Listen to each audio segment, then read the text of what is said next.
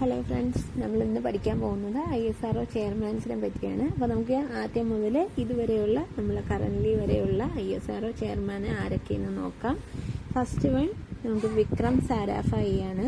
First ISRO chairman എന്നുള്ള വിക്രം സാരാഭായി ആണ്. ഏത് കാലഘട്ടമാണ്? 1963 മുതൽ 1971 വരെയാണ്. രണ്ടാമത് MGK മേനോൻ ആണ്. ഫസ്റ്റ് മലയാളിയാണ്. അത് ഏത് വർഷമാണ്? 1972 സതീഷ് ധവാൻ ആണ് നമ്മളെ ലോങ് ടൈം ചെയർമാൻ എന്ന് പറയുന്നത്. സതീഷ് ധവാനാണ്. ഏത് വർഷമാണ്? 1973 മുതൽ 1984 വരെയാണ്. നെക്സ്റ്റ് UR റാവു ആണ്.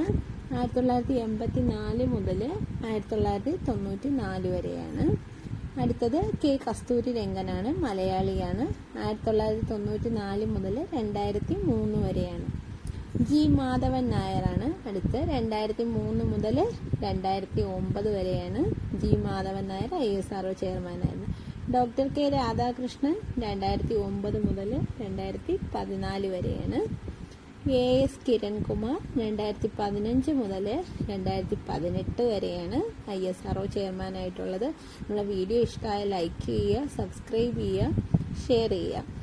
നെക്സ്റ്റ് ഡോക്ടർ K ശിവൻ 2018 മുതൽ 2022 വരെയാണ് ISRO ചെയർമാനായിരുന്നത്. നെക്സ്റ്റ് ഡോക്ടർ S സോമനാഥ് 2022 മുതൽ 2025 വരെയാണ്. ഇപ്പോൾ നമ്മളെ കറൻലി ആരാണ് ISRO ചെയർമാൻ?